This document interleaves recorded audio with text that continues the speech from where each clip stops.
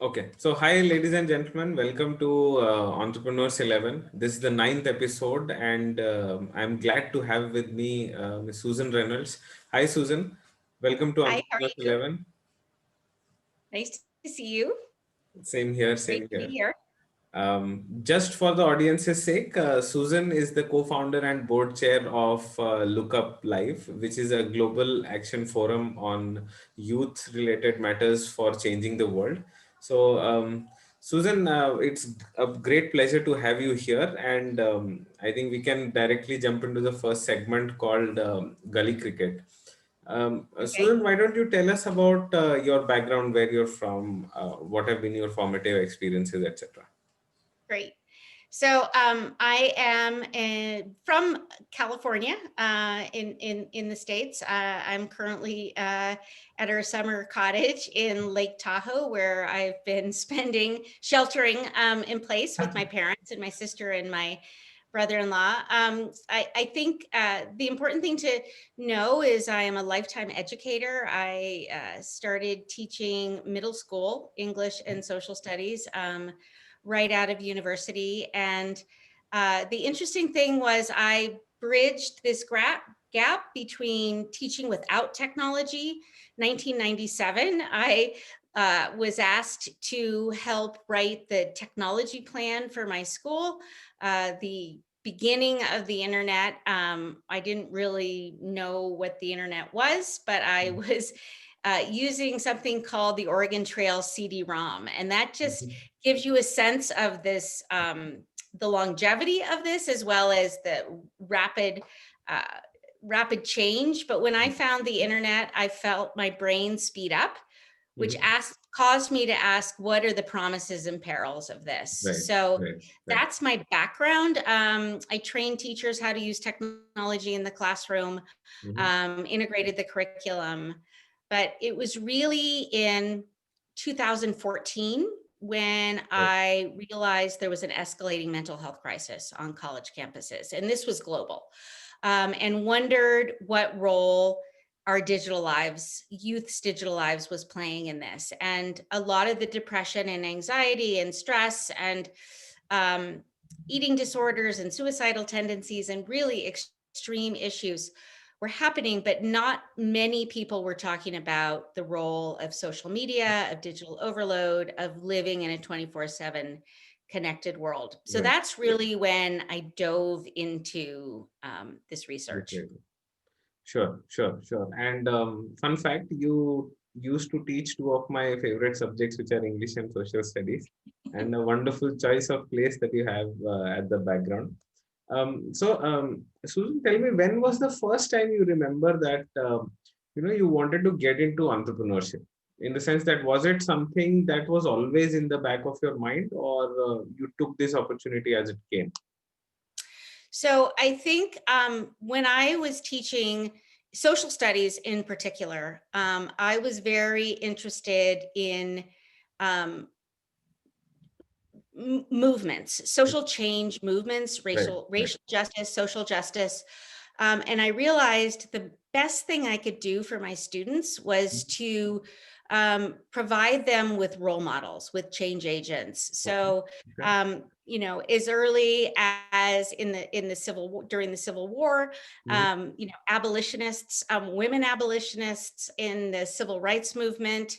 Right. I think I became really passionate when Nelson Mandela was freed, Mhm. and taught my students the history of apartheid and anti-apartheid at the same time. And so I think I would say that I began not really realizing this is social entrepreneurship, but people who created change agency platforms Right, and right, right, created methodology to really bring about change. right. I think that's really the way that I came into it. And I wasn't even thinking about myself as an entrepreneur or social entrepreneur, but how could I inspire my students Right, to right. create endeavors, whether anything that would help make the world a better place.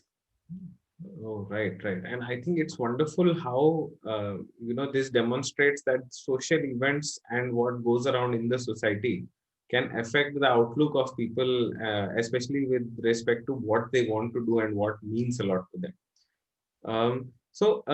Susan, any particular person or any particular event that you look up to when you talk about the kind of entrepreneur that you wanted to be? So it's interesting. It links back Mm-hmm. to when Nelson Mandela was freed. Right. And I began working with an organization, South Africa Partners.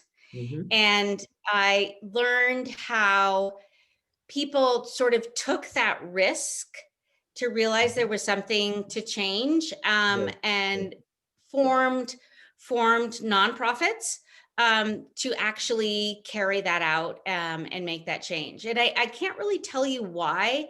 Mm-hmm. It was when Nelson Mandela was free that was sort of that Right. pinnacle Right. Right. um, moment of it, but it was, if you had a vision and something in the world that you wanted to change, how would you go about organizing Right. to do Right. that? And so the beginning stages of my social entrepreneurship was really thinking about NGOs and the Bring about social change. nonprofit Right. world.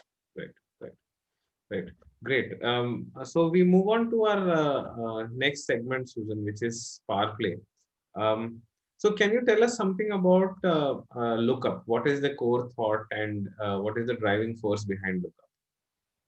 So it's interesting. So before it moves in this path, right, of seeing something that you want to change in the world. Or Right. for me, it was figuring out what was going on, this Mm-hmm. mental health crisis that is global, and that is really strong Right. among Gen Z. It was strong before COVID and the pandemic. Now, even Much stronger. more, Right. more so. But trying to figure out, okay, so you see something you want to change in the world, and how do you go about Mm-hmm. doing that? And it wasn't really until I realized, in order to really make a change for the youth, I need to be working with the youth. Right. And Right. so I had two colleagues, Mm-hmm. both who had MBAs, Mm-hmm. and we said, all right, we need some sort of program for college students. And I went to Dartmouth College in New Hampshire in the US. And so that seemed a good place to start, to find students at Dartmouth College who would be willing to listen to a program. Mm-hmm. So the first program we came up with was called Mindhood, and it was a texting platform. So it wasn't an app; it was an SMS texting platform to sort Okay. of give daily tips about mindfulness and positive digital habits. Right. And when you bring on, this is really interesting about entrepreneurship. When you bring on other founders, so Mm-hmm. your co-founders, I really was of the NGO, public sector, nonprofit mode. Right. They both, Lori Eckler and Nancy Hamilton, came in from an MBA and an entrepreneurship. So Right. we said, all right, we'll try this. We'll try this as a for-profit entrepreneurship method or venture. And it was so educational for me Right. because I did not have that education in it. Right. So Right. we were very fortunate to work in Dartmouth. It's called the Magnuson Center for Entrepreneurship. So we had Right. great mentorship. We had a texting platform. We worked with students. I was very optimistic about youth wanting to have better digital habits, particularly when I was able to give them, or we were able to give them, the evidence-based research Right. about the unintended consequences of living in the digital world, what social media was doing to mental health, digital overload, how it was impacting their productivity. Mm-hmm. We delivered this texting platform. What was fascinating to me is some students said, great, absolutely, I'll adopt this technology. Some Right. students said, I have no interest, right? Great, thanks for talking to me, I have no interest. There was a third group of students who came up with their own solutions. So they took the data, they understood sort of the impact that technology and social media could be having on them, and they came up with their own solutions. So that, from an entrepreneur's perspective, particularly an entrepreneur who is developing a technology, you need to be able to scale. There was a glitch, right, in the scalability, because it wasn't what everybody wanted to do. But as an entrepreneur, I didn't really understand this till I went to so it was an angel investor speed dating. So you go and you speak to an angel investor for 10 minutes and give your spiel really quickly, not even going through a PowerPoint. As I went through that, I thought, it's not working. This is not the right modality for this. And I think something that a lot of social entrepreneurs, social change agents run into is this rub between for-profit and nonprofit. Correct. Both need a business plan, both need a methodology for raising money. But it's interesting, if you're an entrepreneur with a product that is technology and possibility to scale and a unicorn potential, without a social, or without a driving social focus, fine. But when you are a social entrepreneur with a product or a methodology that people could be sort of like, well, why aren't you not for profit? Because you want to change the world, right? So I think for particularly young entrepreneurs, that's a rub there. Like, you can be a benefit corp. I don't know if benefit corps are global or in the US, but that was a huge learning experience. And for me to be able to, so Mindhood, what it was called, sort of stop, but not to give up. And so it turned around in talking to youth, realizing that youth had their own solutions. All right, we need to have a nonprofit that supports youth solutions, that calls on them. We have a seed grant for university students where we ask them, how might you solve digital overload, digital addiction, social isolation and loneliness, digital activism? How does Gen Z create tech for good around digital activism for these social change issues that we need? So how I see this is that you moved in two ways. One is obviously from a for-profit to a not-for-profit venture. But second, you moved from a more prescriptive to a non-prescriptive manner, a more collaborative manner, in the sense that instead of telling people what to do, you moved to a business model which invited ideas and invited participation from people for solving same or similar problems, or a much wider gamut of problems. So, okay, fair. That's a very informative experience. So, also, Susan, I wanted to understand. See, ultimately, it's a for-profit venture, right?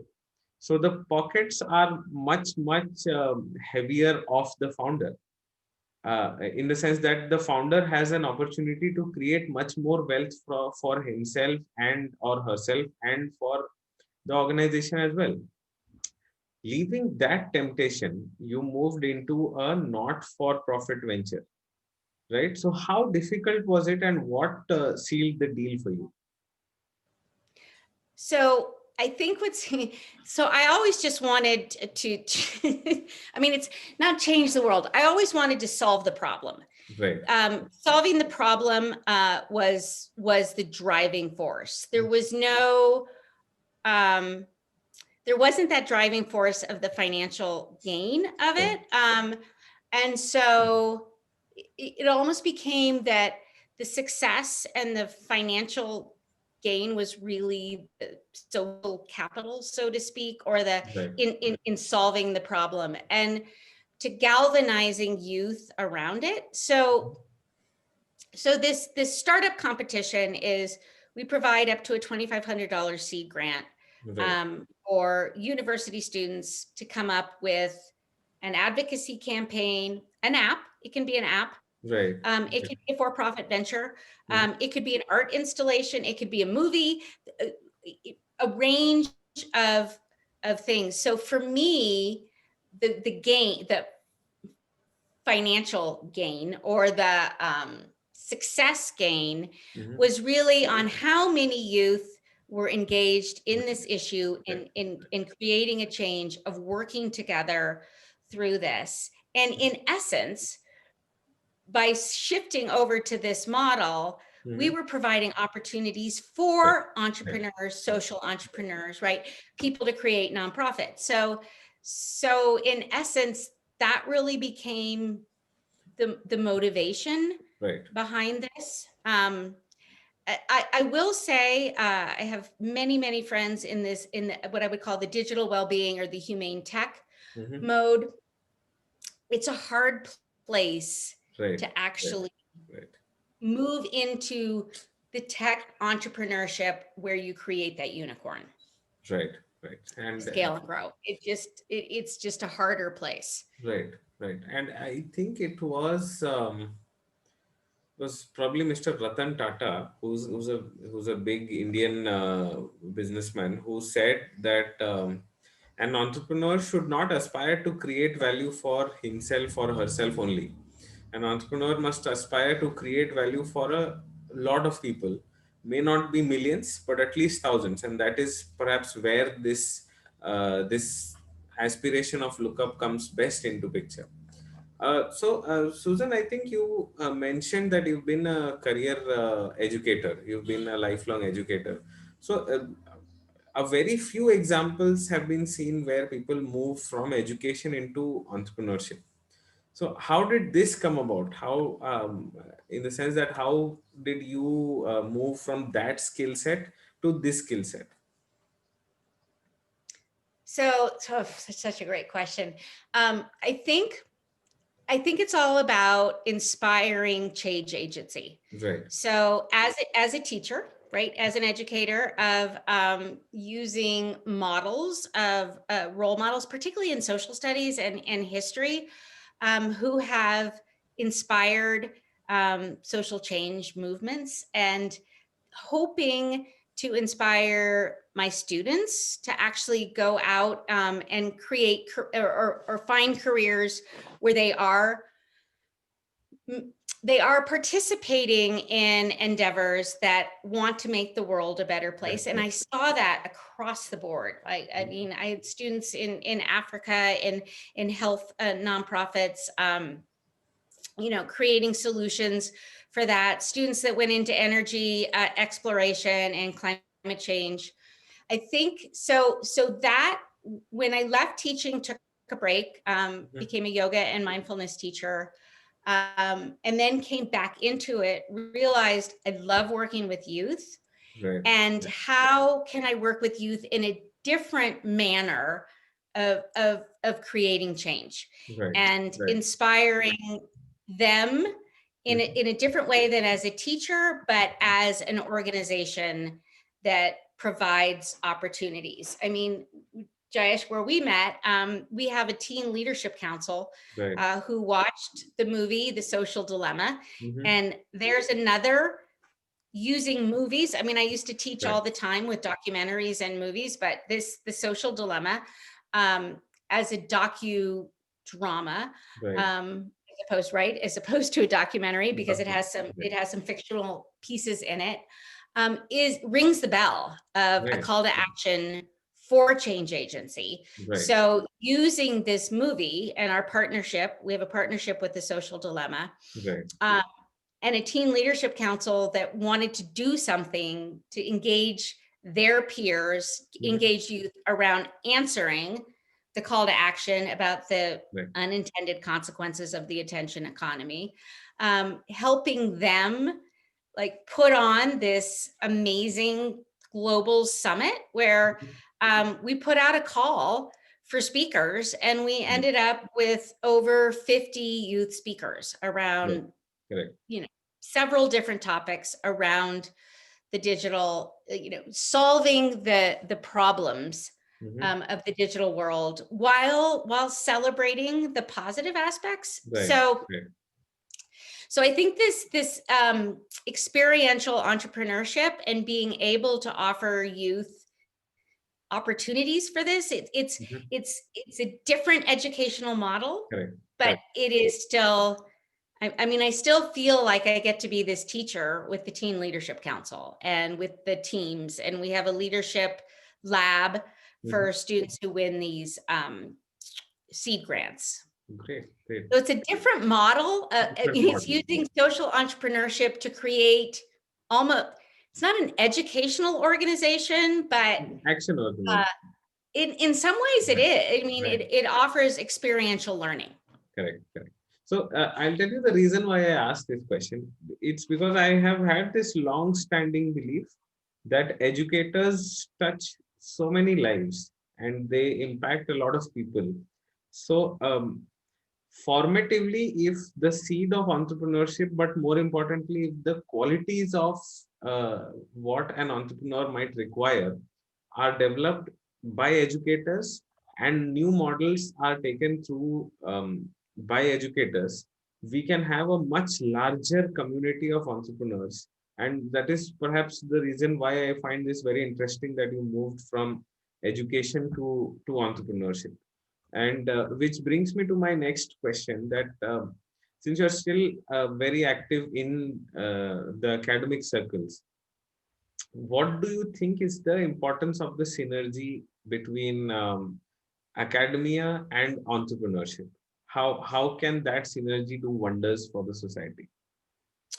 So I think more and more universities, I only know about US universities, but I feel like this is across the board, are offering not just entrepreneurship, but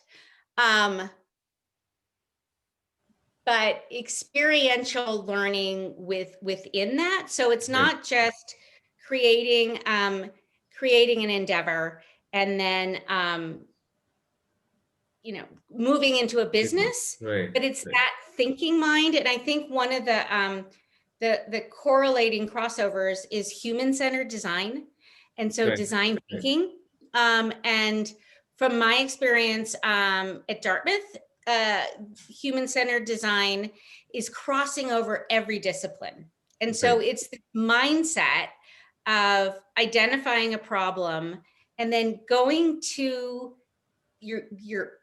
from a technology standpoint, your users, but from your customers, right? And identifying the pain points and doing empathy interviews and designing from there. And this process can be every single problem that anyone would ever run into, right? Moving through this process, and I've seen that more and more experiential learning, real life opportunities, creative thinking, ideation, not just learning something, and it's how do you apply what you're learning. And I think that's the link from education to entrepreneurship, is this process of design. Correct. And I think that's a great learning point for both academia and entrepreneurs.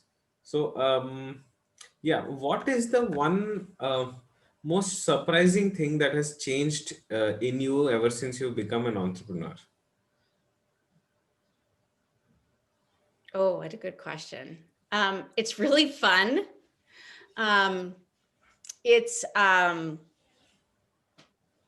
It's being in the moment all the time. I mean, so I'm a mindfulness teacher and I talk about mindfulness and being in the present moment. But I think with this process, and also, I mean, the other really important piece of this endeavor for me is spending time with Gen Z. And when I say Gen Z, right, Generation Z is looking at 5 to 25-year-olds, but I'm really talking pretty much about 12, 13, 14 15-year-olds to 25-year-olds, and the energy and spontaneity and optimism. And so it actually makes me feel younger. I mean, which is a sort of an interesting way of looking at it, but just being with younger people, learning, it's a different culture. I didn't grow up with technology. Growing up with technology and social media, there's a lot of difficulties to maneuver, but there's also some amazing things as well. Right. Fair. Wait, just okay. Can you hear me? I thought. Yeah. Yeah. Fair. So, great. What has been the most difficult experience as far as entrepreneurial journey is concerned? I think it's when something doesn't work.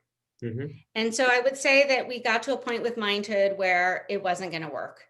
Right. Not to give up. Mm-hmm. Right. So there's this moment of, right. And then to come back to the mission and the desire and what we're trying to solve. Mm-hmm. And to just have the perseverance and resilience to say, okay, let's try something else. And also to have the patience to wait for something, and not rush in, because I mean, this process has gone for quite a while, but there were a couple of months where I didn't know what to do. And then I went and got my certification in positive psychology, which you know about, right? Right. And sort of took the time back to learn some new skills, meet some new people, and actually LookUp really came out of the final project. Right. For that. Oh, okay, great. So what has been your most exhilarating moment in this journey? Oh, I think it was the summit. Right. I think it was absolutely, sorry, I'm grabbing a charger. So I think it was the most exhilarating moment thus far. And as I said about this, it was the Youth for Youth Summit. Our Teen Leadership Council came up with it after they watched The Social Dilemma. Right. We set the date of October 24th. We had 6 weeks to pull together. We thought we could have 1 or 2 panels. We had 10 panels. Right. We had, and Jayesh, as you know, you were on one of these panels. Right. The panels were 5 youth who'd never met each other. Many from different countries, different arenas, all around a topic, whether it was mental health and happiness or ethical design. We had to pull Zoom into 10 panels. We had concurrent panels, right? So I don't know the equivalent of other companies, but it could have blown up, right? What were we going to do if the internet didn't work, or if it didn't work? So what ended up happening is it worked. And so I was not on a back end of a technology, but and I was in this, in Lake Tahoe cabin with my mother and father and sister and brother-in-law. And we had concurrent panels going in. We had 3 panels. We were all watching these different conversations. And it was this moment of, yes, we're onto something. The youth have the answers. The youth have the optimism. They just need agency. They just need, to have their voices heard. We're going to solve this. And it was really this moment of, yep, this is what we're doing. This is the right, turn to the youth and ask the questions. Give them agency, give them opportunities to create the solutions, and this synergy of youth talking with each other. And, the global aspect of this was an aspiration. We didn't think we would get to the global aspect this quickly. Partnering with the Social Dilemma that's showing in 190 countries. partnering with the Center for Humane Technology, Mm-hmm. which is absolutely global. Right. So it was that moment, and then it was also the moment of having these amazing impact partners, Right. like big names in the field of digital wellness. We're also working with Thrive Global Mm-hmm. Mm-hmm. and BlackRock, and Right. so Right. it was sort of like it was just affirmation that Right. this is one of the paths to solving Can be the done. issue. Right. Right. And I think as a speaker and as a viewer, both of the summit, it was an experience to see and to meet and to talk with youth, and there were so many ideas which came into the sphere of digital well-being, digital wellness, and it was so action oriented in the sense that everybody was geared up that let's do something about this problem. And the mere realization of people in that age group that yes, this is a serious problem bodes very well, because in the future these people would be decision makers, right? Absolutely. And makes a lot of sense to involve them at such an early age. So kudos from my side again from the summit. And yeah, so let's do one thing. I think we've been talking about some serious stuff for some time, so let's move into our third segment called silly point. It would be more of a short rapid fire one line kind of a question and answer session. So Right. you're not on the hot seat, but let's see how it goes. Yeah. So first question: what is the one thing that you fear will change in you in time, with time? One thing that will change What's the one thing that you fear will change in you with time? that will change in me. Yeah, as time passes, you think that's the one thing that you're afraid you will become or will change in you. Oh, I think one of the things that I'm really afraid of is there's so many things I want to do Hmm. and I can't do them all. So like we just talked today about with an editor on writing the book. It's like, oh, Mhm. well, I want to write the book, and we have plans for UK, India, and Mhm. UK. I mean, look up India and look up UK. Those are the first ones. Right. Um, we're running out the grant competition. We've got the teen leaders. Like, so the fear is, how can I do all these things I want to do and do them well? Sure. Because Sure. I don't want to choose. Right, and I think that's a founded fear. I think that's a founded fear. Being greedy for good is good sometimes. So yeah, what is your go-to piece of literature which helps you introspect, or art? So not necessarily literature. Yeah, so it's really my inspirational, I think, mindfulness teachers. I think I was just talking with somebody, Yuval Harari. He wrote Homo Sapiens, and he Mm-hmm. also wrote a book, 21 Lessons for the 21st Century. Right. And Right. his 21st chapter is on mindfulness. And he's a philosophy professor, and really has a view on the future and meditates for an hour or two a day. Mm-hmm. Um, and so I can't meditate for an hour or two a day, but I love to read Right. authors. Jack Kornfield is one who do, Mm-hmm. and their insights. And I think what Yuval Harari said was, if we don't spend time in quiet, in solitude, in Mm-hmm. without external stimulation, Right. we will lose the ability to listen to ourselves. And that's a message too that I really have for youth, is Mm-hmm. just Mm-hmm. because of the possibility of being on that phone or Right. technology 24/7 with Right. external stimulus coming in, Mm-hmm. that we forget to listen to ourselves. Mm-hmm. And so I have to remind myself to listen to myself, and one of the best ways to remind myself to listen to myself is to read mindfulness and meditation, John Kabat-Zinn, Right. even Right. even a 5-minute passage Mm-hmm. Mm-hmm. to come back and remember, right? Right.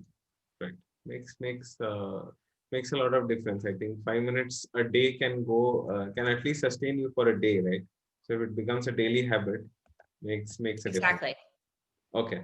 Um, what is your guilty pleasure? What is my what? What is your guilty pleasure? What is the one thing that you do for fun that you're slightly embarrassed? It's so bad. it's, it's General Hospital, which is Oh, a US soap opera. okay, okay. I So think it's not a Netflix binge, right? right, Which would right. really go against it. But Hmm. I've been watching General Hospital since I was about 8 years old.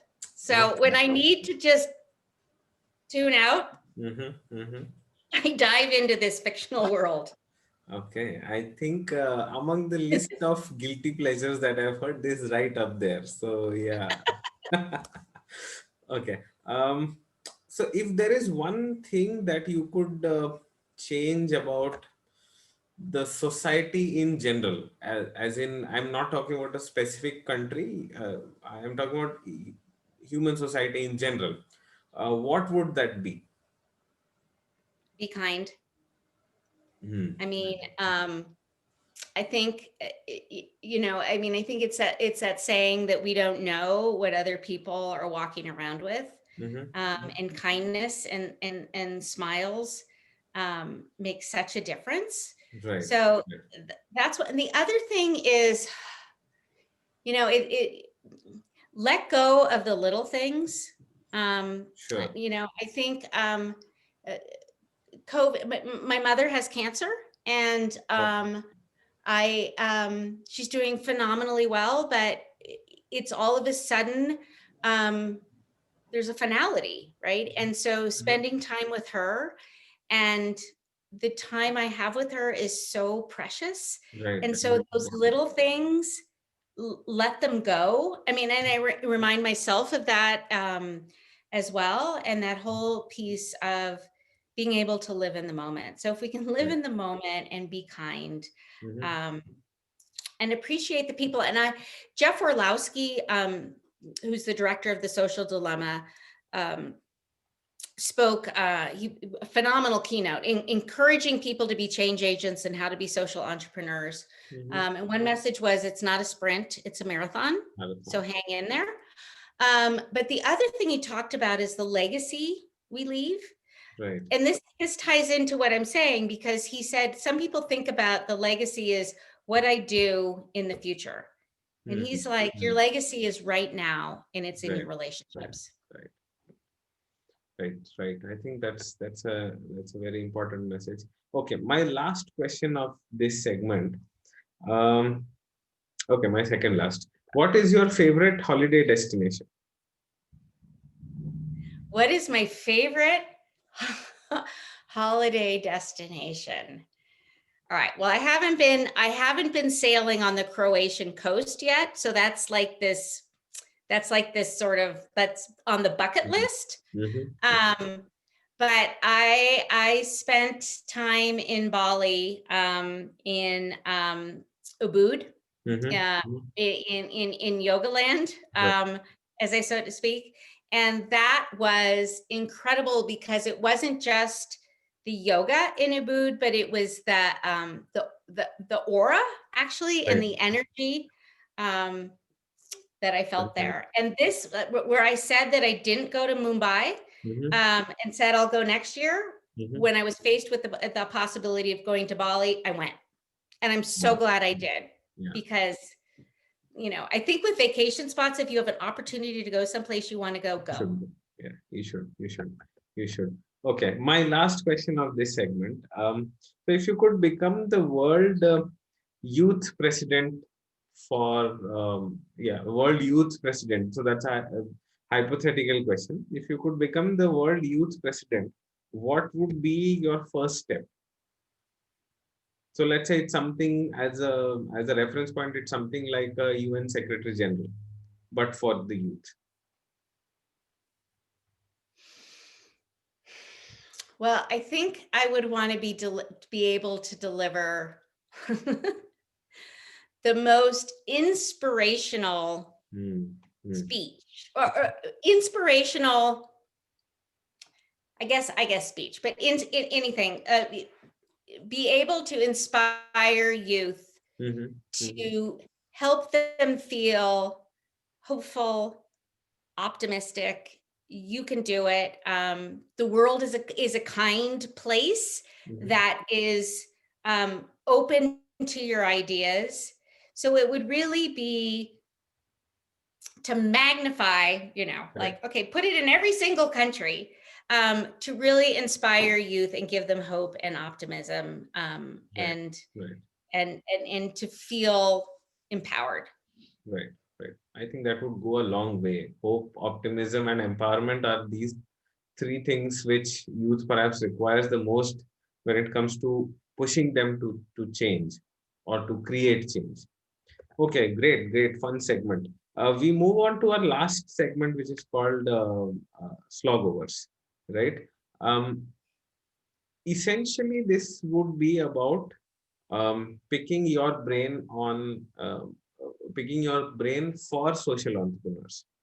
So, one my question to you would be, what would be those two or three key skills or qualities that social entrepreneurs should either have or they should cultivate?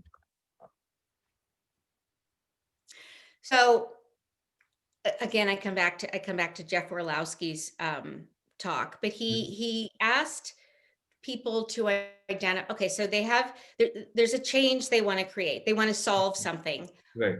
What is your superpower? So we asked, what is your superpower? So if you are the idea person, Hmm. to use that. If you are the detail person that takes somebody else's ideas and puts it into a plan. If you're the person that can go outside and get other people engaged in this and to join you. So I would say, I mean, you need a team. Right. And Right. maybe in the beginning, you don't need a big team. Maybe you just need Mhm. what you, I definitely believe you need another person to mirror back so that you're not just in your own head, Sure. but you're getting, you're getting a reality check. But I think it's really to believe in your idea, Hmm. and I think it has to be, as a social entrepreneur, it has to be something that you feel so passionately about changing or solving, and not just something to do or to create. I mean, as an entrepreneur, that without this, the social piece has this piece of, I want to change the world. Right. An entrepreneur Right. could say, I just want to solve an issue that's not going to have a big impact. But if you have a big idea and you Okay. want to be a change agent and you want to bring out that social entrepreneurship, whether it's a for-profit venture or not for profit, Hmm. um, that passion there, but then to be realistic about your strengths and your Right. deficits. Right. I won't call it weaknesses, but deficits, and find other people that fill that. Right. Right. And I think perhaps this is one key decision that entrepreneurs and founders need to take very early on, as in what do they bring to the table and what best can they bring to the table. So I think one very key lesson for entrepreneurs.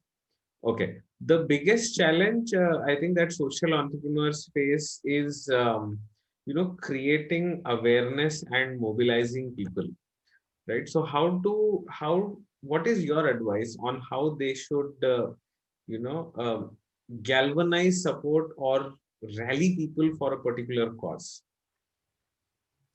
So I definitely think we saw this with the summit, is Right. Right. bringing advocates together to share different methodologies, that they have brought in. I'm thinking about, I mean, I think it's also not only bringing people into the movement, but having roles that people can play where they feel empowered, and and working with groups of people to again, I think it's going back to that human-centered design mode of the constant brainstorming and ideas and ways that you can reach out to people. I mean, the other thing, which seems maybe a little contradictory in um, talking about this, digital well-being, is digital activism. So using the social media for good and using the ability for something to go viral, being very conscious of that, Right. and I think that's a big message too of LookUp. And I think, Jayesh, of what we've done, it's not black and white. It's not tech is good or Right. bad. Right. It's be really intentional and purposeful about how you're using this technology, as well as recognizing when you've gone down that rabbit hole. Like when you've watched Netflix for 4 hours and been pulled in by the algorithms that are Right. grabbing you, recognizing that and coming back to it. Correct. And I think one of the really powerful things about social media and the digital world for youth is you don't need money, Mm-hmm.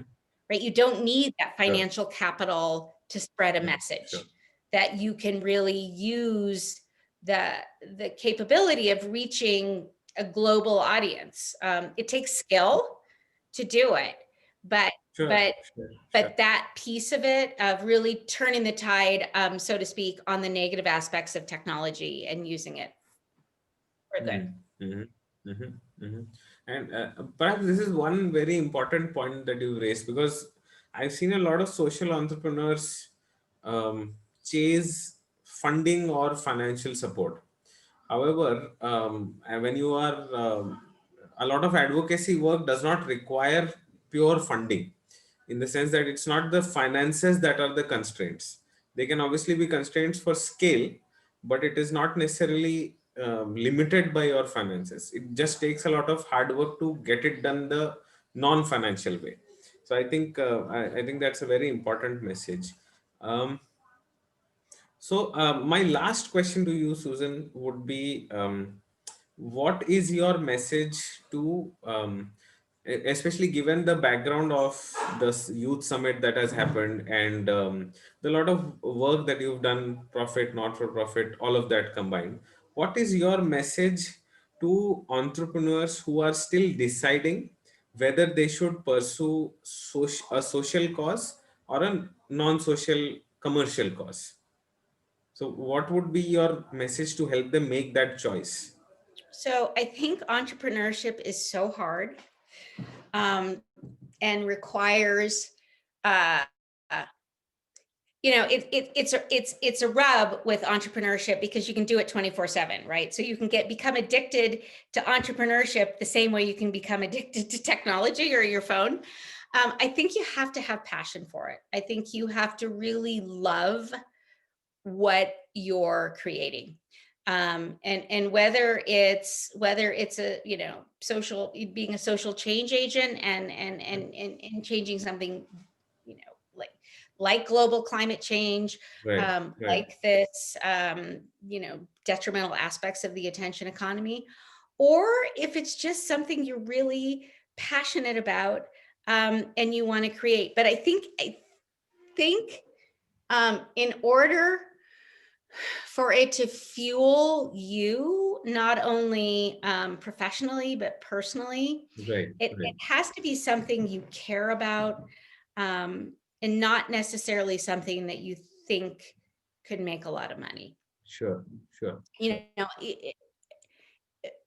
I think most people really deep down are motivated by a purpose, Mhm.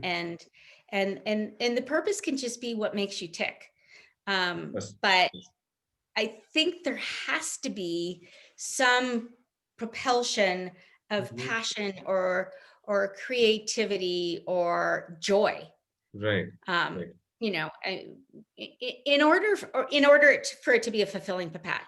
Yeah, fulfilling, um, right, profession, or just, um, you know, way to live life, right, um, right. because it's hard. And It's yes, not. especially because there's a lot of responsibility. So when you take up a particular cause, you can be held accountable and responsible for that cause's success or failure. So I think what you are saying makes a lot of sense, because unless the founder or the entrepreneur himself or herself is not engaged or passionate about that particular cause, the drive would, it just won't come in. So I think that's a very important point. Any parting words before we conclude? Any parting words or any message for the entrepreneurial community at large? Yeah, I mean, if you believe in it, don't give up. Hmm. And I say this because Jamie Coughlin, who's the director of the Magnuson Center for Entrepreneurship at Dartmouth College, Mhm. looked at me and said, "You didn't give up." Like a Right. lot of entrepreneurs give up too early, and I hit some walls. I mean, like like bonk, and so I believe you need to have resilience. I think the other thing that I've talked to entrepreneurs about, and I suffer from it as well, is take care of yourself. Like, I mean, Yeah. I propose tech life balance, tech life work balance. Mhm. There are times where I have none of that, right? And so to be very cognizant of not letting the entrepreneurial passion endeavor take over your entire life. Right. And that's hard. It's hard. Hard, of course. Um, Yeah, yeah.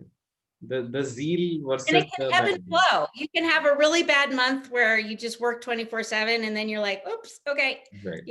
Don't beat yourself up over it, but the next month have a little more balance. Right. Right. Perhaps self-compassion is one thing that entrepreneurs need to learn, Absolutely. Well, especially those. exactly. Applying the mindfulness factor Right. to it. Correct. Correct. Correct. So I think that's about it. Thanks, Susan, for a fabulous episode, and it was lovely chatting with you. That's it from our side. Thanks. It was great chatting with you. And we're going to be on the lookout because we're going to be planning Look Up India. Sure. Sure. Sure. You know where to find me. Exactly.